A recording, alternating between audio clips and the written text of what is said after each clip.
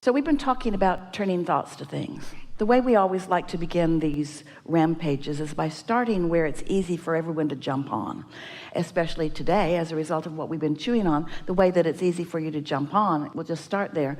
So you are extensions of source energy, and you're in these physical bodies with great reason and with great relish. You've said, I want to be a part of the physical co-creating in this time and space, because there's nothing more delicious than being introduced into a diverse environment that evokes within me lifetimes of desire. And so I chose this time and this place, this specific time and this specific place, because it's the leading edge where there is more diversity than ever before.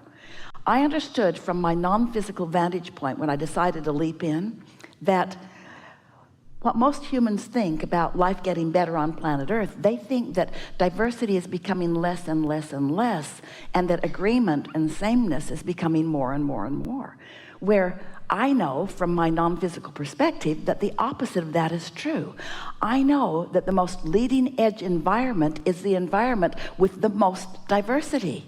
Whew, did you hear that? Not sameness, but opportunities, choices.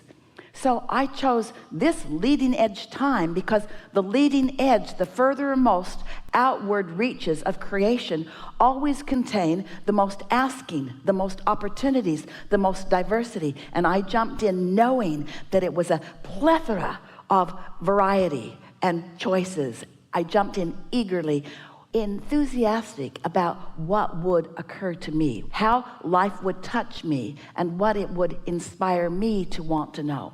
I understood that at all levels of my being, desire would be stirred up within me. I knew I would be asking for small things and big things, and things that felt easy to me and things that felt hard to me. I knew that I would launch rockets of desire, many of them unconsciously, even at a cellular level, and many of them consciously at an awareness of what life has caused me to ask for. But I wanted the launching of those desires because I understood that step one would be the most natural consequence of me being focused in this leading edge. And I wanted those desires to burn bright within me, knowing full well that many of those desires, as they were launched, I wouldn't have an understanding of how to find them. I wanted them to be within me. I wanted that calling and that asking to be within me. And I wanted it to be substantially enough, and often enough within me that when I found a way to soften the resistance, that I would recognize the relief of it. I wanted the diversity because most of all, I wanted to introduce to myself once again, in an even more leading edge way, I wanted to understand my guidance system, because while I'm leaping in to this physical experience, I understand I'm not going to remember the environment from which I leapt. I know that the existence of my inner being still exists, but I'm not going to have recognition of that because I can't be asking the question and receiving the answer at the same time. Sound familiar? And I wanted to be a strong asker for more right from the beginning of my life experience in this physical body.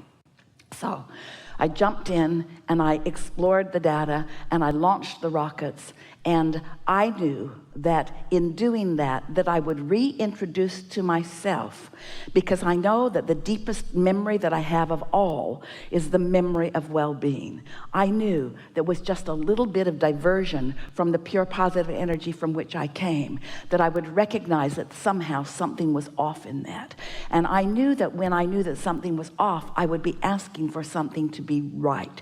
I knew that I would be asking for the improvement, and I knew it would be a natural thing. I knew I didn't need a teacher. I didn't need someone to point it out. I knew that my own life experience, my exposure to the perfection of the diversity in this environment would bring forth from me asking that would take me beyond that which it had ever been before. And further, I knew that I would remember my guidance system, because innately we all know that good feels good, and something that isn't as good does not feel as good.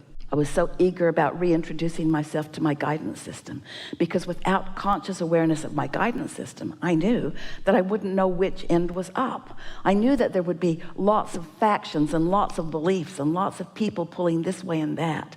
And I knew that my happiness could only be when I was really true to who I am, because I know most of all that I am, in answer to someone's question earlier, a continuous being.